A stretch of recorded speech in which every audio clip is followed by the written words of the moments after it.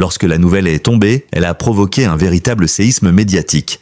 À 65 ans, Pascal Bataille, figure bien connue du paysage audiovisuel français, annonçait son remariage avec Adra, sa compagne depuis plusieurs années. Mais plus encore que l'annonce elle-même, c'est la révélation du lieu choisi pour la cérémonie qui a surpris, ému et parfois même déconcerté ses admirateurs et le grand public. Pour comprendre la portée de ce mariage, il faut revenir sur le parcours d'un homme qui, depuis près de 4 décennies, a su mêler télévision, vie privée, amitié puissante et épreuves intimes. Pascal Bataille n'est pas un nom qui laisse indifférent. Né en 1959 à Paris, il a rapidement nourri une passion dévorante pour le journalisme et l'audiovisuel. Dès ses premières expériences dans la presse écrite puis à la télévision, il s'est imposé comme une personnalité à la fois ambitieuse, exigeante et pleine d'intuition. Les téléspectateurs se souviennent de lui principalement pour l'émission culte « Il y a que la vérité qui compte », qu'il co-animait avec son inséparable complice Laurent Fontaine. Dans les années 1990 et 2000, le duo Bataille-Fontaine était incontournable. Leur manière de mettre en scène les histoires intimes des anonymes, parfois bouleversantes, parfois légères, avait captivé des millions de Français. Mais derrière les paillettes du petit écran, Pascal a toujours gardé une part de mystère, notamment sur sa vie sentimentale. Si sa carrière publique a été largement commentée, sa vie privée a longtemps échappé au radar des tabloïds. Contrairement à d'autres animateurs télé avides de visibilité, Pascal Bataille a cultivé la discrétion. Marié une première fois, il a vécu les joies et les épreuves que connaissent de beaucoup de couples. La construction d'un foyer, l'éducation des enfants, mais aussi les tensions et finalement, la séparation. Ce premier mariage, bien qu'éprouvant, l'a forgé. Au fil du temps, l'animateur a appris à se protéger des projecteurs. Lorsqu'il rencontrera Adra, plusieurs années plus tard, il choisira volontairement de ne pas exposer leur relation sur les réseaux sociaux ou dans les pages des magazines. Une stratégie de silence médiatique qui, paradoxalement, n'a fait qu'attiser la curiosité. Peu de détails ont filtré sur les circonstances exactes de leur rencontre. Certains évoquent un dîner mondain organisé par des amis communs,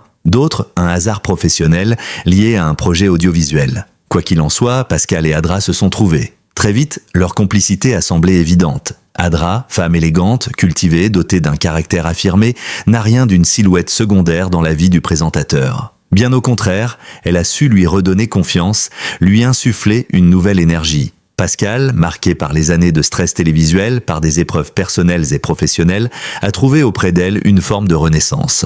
Dans une société où l'on associe souvent le mariage à la jeunesse et à la construction familiale, l'annonce des noces de Pascal Bataille à 65 ans a suscité des réactions contrastées. Certains y ont vu la preuve que l'amour n'a pas d'âge, d'autres se sont interrogés. Pourquoi officialiser une union à un moment de la vie où tant choisissent la liberté, la simplicité, voire le célibat assumé? Pascal, interrogé dans un entretien exclusif, a répondu avec une sincérité désarmante « On m'a souvent demandé pourquoi me marier à nouveau. La vérité, c'est qu'Adra n'est pas seulement une compagne, c'est un pilier. Et je voulais que ce lien que nous avons construit jour après jour soit reconnu. À 65 ans, ce n'est pas une folie, c'est une évidence. Ce qui a surtout captivé l'opinion, c'est l'annonce du lieu choisi pour la cérémonie. Plutôt que de succomber à la tentation d'un mariage parisien fastueux ou d'une escapade dans une destination exotique, Pascal et Adra ont opté pour un endroit chargé d'histoire et d'émotions. Un lieu qui n'est pas seulement esthétique, mais qui raconte une histoire, leur histoire. Il s'agit, selon les confidences de proches, d'un domaine au cœur de la Provence, entouré de vignes et de champs de lavande. Ce choix n'a rien d'anodin. La Provence, région synonyme de lumière, de chaleur et d'authenticité, reflète parfaitement ce que le couple veut transmettre. Un amour simple, enraciné, mais rayonnant. Pascal a déclaré à ce sujet « J'ai parcouru le monde grâce à mon métier, mais c'est ici, dans cette terre de Provence, que j'ai trouvé une forme de sérénité. C'est un retour à l'essentiel, loin des projecteurs. » Dès que la presse a relayé la nouvelle, les réactions se sont multipliées. Sur les réseaux sociaux, les messages de félicitations ont afflué. Certains fans de longue date ont rappelé combien Pascal les avait fait vibrer à travers ses émissions et combien ils étaient heureux de le voir trouver à nouveau le bonheur. D'autres, plus critiques, se sont demandé si l'animateur ne cherchait pas à orchestrer un coup médiatique. Mais dans l'ensemble, l'opinion a salué le courage et la sincérité de l'animateur. Après tout, annoncer un mariage à un âge où beaucoup songent plutôt à la retraite tranquille est un acte de confiance et d'espoir. Le mariage de Pascal Bataille peut aussi être interprété comme un symbole de renaissance.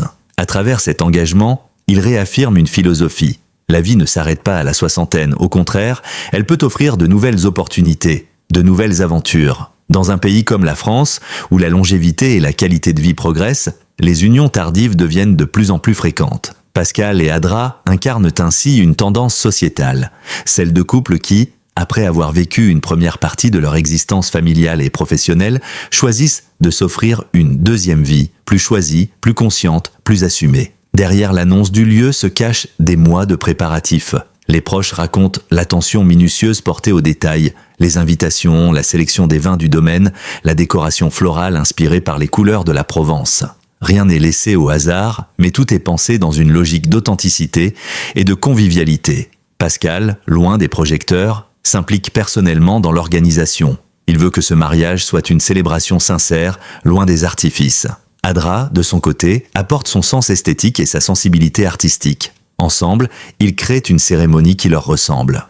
La première vague de réactions est venue de la presse spécialisée dans l'actualité des célébrités. Des magazines comme Gala, Voici, Paris Match ou encore Closer se sont emparés de l'information, multipliant les gros titres accrocheurs. À 65 ans, Pascal Bataille dit oui à l'amour, le retour surprise de l'animateur culte, mariage en Provence, un lieu symbolique pour un couple discret. Très vite, le mariage a cessé d'être une simple anecdote pour devenir un sujet d'analyse sociologique. Des éditorialistes ont souligné combien cette union illustrait l'évolution des mœurs. On ne se marie plus seulement à 20 ou 30 ans, mais aussi à 60, 70, parfois même 80. L'amour tardif est désormais une réalité sociale que les médias aiment mettre en avant, car il offre une image rassurante et inspirante pour un public vieillissant. Les plateaux télé, débats, analyses et émotions, les talk-shows de fin d'après-midi et de soirée se sont immédiatement emparés du sujet. Sur Touche, Pas à mon poste, Cyril Hanouna et ses chroniqueurs ont consacré un long segment à l'événement. Entre plaisanteries, bon enfant et véritable discussion sur le sens du mariage à un âge avancé, le débat a montré combien Pascal Bataille restait une figure familière du paysage télévisuel. De l'autre côté, des émissions plus sérieuses comme C'est à vous sur France 5 ont opté pour une approche analytique. Comment expliquer qu'un animateur, longtemps en retrait, choisisse de revenir dans la lumière par le biais d'un mariage médiatisé? Est-ce une stratégie de communication, un moyen de rappeler son existence au grand public, ou simplement un geste personnel devenu public malgré lui? Les réseaux sociaux, entre enthousiasme et scepticisme. Sur Twitter, Instagram et Facebook, l'annonce a rapidement généré des milliers de commentaires. Certains internautes se sont montrés enthousiastes. Enfin, une belle nouvelle dans ce monde de brutes. Bravo Pascal et Adra. Comme quoi, l'amour n'a pas d'âge. Merci de nous donner de l'espoir. D'autres, plus critiques, ont ironisé après avoir enfermé des anonymes derrière des rideaux dans « Y a là que la vérité qui compte », voilà qu'ils se cachent en Provence. Publicité déguisée pour un domaine viticole? Cette diversité de réactions montre combien Pascal Bataille continue de susciter des émotions fortes, positives ou négatives. Le retour d'un nom oublié. Pour beaucoup de jeunes, le nom de Pascal Bataille n'évoquait pas grand-chose. Mais l'annonce a eu un effet inattendu. Elle a ravivé la mémoire collective. Sur YouTube, les rediffusions de ces émissions cultes ont connu un regain de popularité. Les vidéos d'archives, parfois postées depuis des années, ont vu leur nombre de vues exploser en quelques jours. Des internautes plus jeunes ont ainsi découvert un homme qui, bien avant l'ère de la télé-réalité, savait mettre en scène des histoires de vie, créer de l'émotion, parfois de la controverse. Le mariage est donc devenu, malgré lui, une passerelle entre deux générations. Celle qui a grandi avec Bataille et Fontaine et celle qui l'ignorait totalement. Plusieurs figures du petit écran ont tenu à féliciter publiquement leur ancien collègue. Laurent Fontaine, évidemment, a été le premier à réagir. Pascal est plus qu'un ami, c'est un frère. Le voir heureux aujourd'hui est pour moi une immense joie. Je serai bien sûr présent à son mariage et je peux vous assurer que ce sera un moment inoubliable. D'autres animateurs, comme Jean-Luc Reichmann, Nagui ou encore Sophie Davant, ont exprimé leur sympathie à travers des messages postés en ligne. L'un des plus marquants reste celui de Michel Drucker, doyen des animateurs français, qui a salué la force d'un homme qui a toujours su transformer ses épreuves en nouvelles chances. Les critiques entre cynisme et jalousie. Toutefois, comme dans tout événement médiatisé, les critiques n'ont pas manqué. Certains commentateurs ont insinué que Pascal Bataille cherchait à surfer sur son mariage pour revenir dans la lumière. Un chroniqueur anonyme a ainsi lâché « Disons les choses franchement, Pascal a disparu des écrans depuis longtemps. Quoi de mieux qu'un mariage en Provence pour attirer de nouveau les caméras ?» Ces remarques, souvent teintées de cynisme, n'ont pas entamé l'enthousiasme général. Mais elles rappellent combien la frontière entre sincérité et stratégie est mince lorsqu'on est une personnalité publique. Au-delà des simples félicitations ou moqueries, des sociologues et journalistes culturels ont cherché à analyser la portée de ce mariage. Le mariage senior comme tendance, de plus en plus de couples choisissent de s'unir après 60 ans. Cela répond à une quête de stabilité affective et à la volonté de re-signer un pacte de vie. Le rôle des médias, en relayant massivement l'événement, la presse contribue à normaliser ces unions tardives. La dimension régionale, le choix de la Provence a aussi été interprété comme un clin d'œil aux racines profondes de la culture française, à un art de vivre mêlant nature, convivialité et authenticité. La médiatisation du mariage a eu un effet inattendu. Elle a réveillé une vague de nostalgie. Beaucoup se sont souvenus des années 2000, époque où Y a que la vérité qui compte était au sommet de sa popularité. Des témoignages ont fleuri en ligne. Je regardais ça avec mes parents le lundi soir, c'était un rituel. Aujourd'hui, savoir que Pascal se marie me ramène 20 ans en arrière. Cette nostalgie, loin d'être anodine, a renforcé le capital sympathie de l'animateur. Le mariage de Pascal Bataille et d'Adra n'est pas seulement une célébration intime. C'est aussi un événement qui attire de près ou de loin les regards des médias et des personnalités du monde de la télévision et du spectacle. Si le couple a tout fait pour préserver une atmosphère de sincérité et d'authenticité, les préparatifs révèlent une dimension à la fois personnelle, symbolique et presque cinématographique. Pascal et Adra n'ont pas laissé place à l'improvisation. Dès l'annonce officielle, une équipe restreinte mais efficace s'est mise en place pour orchestrer chaque détail. Contrairement aux mariages tapageurs qui font la une des magazines, celui-ci se veut raffiné, sobre, mais élégant. Le domaine provençal choisi pour l'événement est préparé depuis plusieurs mois. Rénovation de certaines parties du mât, aménagement des jardins, installation de chapiteaux discrets pour protéger les convives de la chaleur estivale. Tout est pensé pour allier confort et naturel. Adra s'est particulièrement investie dans le choix des fleurs. Elle a opté pour une palette inspirée des paysages provençaux. Lavande, olivier miniature, roses anciennes aux teintes pastel. Le résultat promet une atmosphère bucolique où chaque détail semble raconter une histoire. Plutôt qu'un mariage classique avec une succession de rites convenus, Pascal et Adra ont imaginé leur union comme une véritable mise en scène, pas dans le sens artificiel, mais dans celui d'une narration. Chaque moment a une symbolique. L'accueil des invités se fera en musique, avec un quatuor à cordes interprétant des morceaux choisis par le couple. La cérémonie elle-même sera ponctuée de lectures de textes littéraires et poétiques que les mariés affectionnent particulièrement. Le dîner mettra à l'honneur les produits du terroir provençal dans une logique de partage et de convivialité. Pascal, en homme de télévision, n'a pu s'empêcher de penser au rythme et à l'émotion que doit susciter chaque séquence. Mais il insiste. Ce mariage n'est pas un show. C'est une histoire que nous voulons vivre et partager avec ceux qui comptent. Peu d'éléments ont filtré sur la tenue qu'Adra portera le jour J, mais selon certaines confidences, elle aurait choisi une robe dessinée par une créatrice française, connue pour son style épuré. Loin des extravagances, elle veut incarner la simplicité raffinée, l'élégance intemporelle. Des proches racontent qu'elle a refusé les propositions trop voyantes, préférant une silhouette fluide, presque romantique, qui évoque davantage une promenade dans les champs qu'un défilé sur tapis rouge. Elle veut que l'attention se porte sur l'émotion, pas sur les paillettes, confie une amie. Bien que Pascal ait souhaité une cérémonie intime, il lui était difficile d'échapper à la présence de personnalités médiatiques. La liste des invités mêle donc famille, amis proches et figures bien connues du grand public. Laurent Fontaine, son éternel complice, occupera une place centrale. Michel Drucker aurait confirmé sa venue malgré son emploi du temps chargé. Des animateurs comme Jean-Luc Reichmann, Nagui ou encore Sophie Davant sont également pressentis. Quelques visages inattendus pourraient surprendre notamment des artistes rencontrés lors de collaborations passées. Cette mixité entre anonymes, chers au couple, et célébrités médiatiques donne au mariage une dimension particulière. Un moment où l'intime et le public se rejoignent sans s'opposer. Au-delà des invités célèbres, la famille occupe une place essentielle. Pascal a toujours tenu à protéger ses proches des projecteurs, mais cette fois, il souhaite que ses enfants soient pleinement impliqués. Ils auront des rôles précis dans la cérémonie. Lecture de texte, intervention personnelle, voire accompagnement musical. Ce choix traduit une volonté forte de Pascal. Montrer que ce mariage n'efface pas le passé, mais s'inscrit dans une continuité familiale. Adra, de son côté, a également convié sa famille, venant de différents horizons culturels. Ce mélange promet un mariage riche en échanges et en émotions. Un organisateur de l'événement, sous couvert d'anonymat, raconte « Pascal est exigeant, mais il ne cherche pas le luxe ostentatoire. Il veut que tout soit fluide, chaleureux. On a parfois l'impression d'organiser une grande fête de village, mais avec une touche d'élégance parisienne. Cette double dimension, simplicité et prestige, fait de ce mariage un cas à part dans le paysage des unions de personnalités publiques. Évidemment, organiser un mariage impliquant des célébrités nécessite des précautions. Le couple a prévu un dispositif de sécurité discret, mais efficace. Accès limité, invitation nominative, zone privatisée autour du domaine. L'objectif est clair, éviter les intrusions de paparazzi et garantir la tranquillité des invités.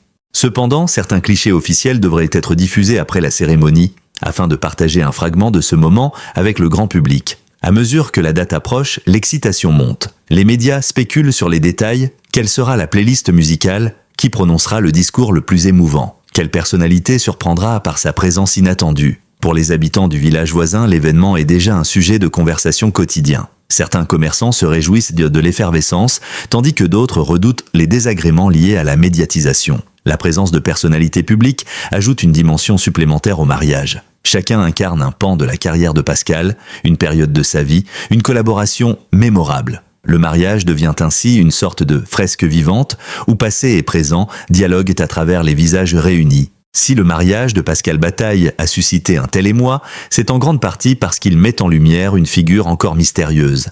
Adra. Peu connue du grand public, elle est pourtant au centre de l'histoire. Derrière l'animateur charismatique, souvent associé à l'univers bruyant de la télévision, se cache une femme à la fois discrète, forte et déterminée, qui a transformé la vie de celui qu'elle a choisi d'épouser. Propose de dresser le portrait intime d'Adra, d'explorer sa rencontre avec Pascal et de comprendre le sens profond que revêt ce mariage à 65 ans. Adra n'a jamais cherché la lumière médiatique. Contrairement aux compagnes de certaines célébrités, elle a toujours préféré l'ombre protectrice de la discrétion. Son parcours professionnel et personnel reste peu connu, mais ceux qui la côtoient décrivent une femme cultivée, passionnée de littérature et de voyage. Sa réserve n'est pas une faiblesse, mais une force. Elle lui a permis de garder une certaine stabilité émotionnelle, même face à la médiatisation soudaine qui entoure aujourd'hui son mariage. Quand Pascal évoque sa rencontre avec Adra, ses yeux brillent. « J'ai senti immédiatement qu'elle était différente », confie-t-il. Contrairement à beaucoup de personnes qu'il avait croisées dans le milieu du spectacle, Adra n'a pas été impressionnée par sa notoriété. Au contraire, elle l'a challengé, lui a parlé sans détour, l'a regardé pour ce qu'il était et non pour ce qu'il représentait. C'est cette authenticité qui a bouleversé Pascal. Après des années de carrière marquées par la pression médiatique, il avait besoin d'une relation ancrée dans la sincérité. Depuis qu'Adra est entrée dans sa vie, Pascal a changé. Ses proches le décrivent plus apaisé, plus centré sur l'essentiel. Lui qui avait longtemps couru après l'audience et les succès télévisuels a redécouvert le goût des plaisirs simples. Un dîner en tête-à-tête, une promenade à la campagne, une conversation intime. Adra a aussi joué un rôle dans son rapport aux médias. Elle l'a encouragé à prendre de la distance, à ne pas se laisser enfermer dans l'image du présentateur. Grâce à elle, il a pu redéfinir son identité en dehors des plateaux télé. Le mariage à 65 ans n'est pas seulement un acte d'amour, c'est aussi un acte symbolique. Pascal et Adra veulent montrer qu'il est possible de se réinventer, d'oser l'engagement, même après avoir connu d'autres histoires. Adra l'explique avec des mots simples. On ne se marie pas seulement pour soi, mais aussi pour dire au monde « j'ai trouvé ma place, j'ai trouvé la personne avec qui je veux continuer ». Ce message a une portée universelle. Il touche ceux qui doutent, ceux qui croient qu'il est trop tard pour aimer à nouveau, ceux qui pensent que la vie est derrière eux après un certain âge. Les proches d'Adra soulignent de son pragmatisme et son optimisme. Elle croit aux secondes chances, au recommencement. Pour elle, chaque étape de la vie mérite d'être vécue pleinement. Elle n'idéalise pas le couple, mais le construit jour après jour avec patience et réalisme. C'est aussi cette vision qui a influencé le choix du lieu. La Provence, terre de lumière et d'authenticité, incarne sa philosophie. Plutôt qu'un château clinquant ou une destination lointaine, elle a préféré un décor qui reflète la simplicité et la profondeur de son lien avec Pascal. Même si le mariage attire l'attention médiatique, Adra et Pascal tiennent à préserver leur intimité. Ils ont décidé de limiter les prises de parole publiques et de ne partager que quelques photos officielles. Leur objectif n'est pas de faire de cette union un spectacle, mais de protéger ce qui leur appartient. Cette attitude contraste avec la tendance actuelle des réseaux sociaux, où chaque moment est affiché et commenté. Le couple choisit de rester à contre-courant, et ce choix inspire une partie du public en quête d'authenticité. Au-delà de l'histoire personnelle de Pascal et d'Adra, ce mariage porte un message universel. Il n'est jamais trop tard pour aimer, pour s'engager, pour célébrer la vie. Dans une société marquée par le cynisme et la peur du vieillissement, leur union incarne l'idée qu'à 65 ans, l'horizon reste ouvert. Ce message résonne particulièrement auprès de ceux qui, après un divorce ou un veuvage, hésitent à se lancer dans une nouvelle histoire. L'exemple de Pascal et Adra devient une source d'inspiration, une preuve vivante que la vie réserve toujours des surprises. Avec ce mariage, Pascal Bataille signe un retour médiatique inattendu, mais surtout, il offre une leçon de vie. Adra, par sa discrétion et sa force tranquille, apparaît comme la clé de voûte de cette renaissance. Ensemble, ils incarnent une vérité simple mais puissante, l'amour n'a pas d'âge et chaque chapitre de l'existence peut s'écrire avec passion. Ainsi se clôt ce récit en 4 chapitres. L'annonce et le lieu symbolique, les réactions médiatiques et publiques, les préparatifs et les invités, le portrait intime d'Adra et la signification profonde de l'union. Merci d'avoir suivi cette longue enquête. Si vous avez apprécié ce récit, n'hésitez pas à laisser un commentaire, liker et vous abonner pour découvrir d'autres histoires captivantes de l'univers des célébrités et des destins hors du commun.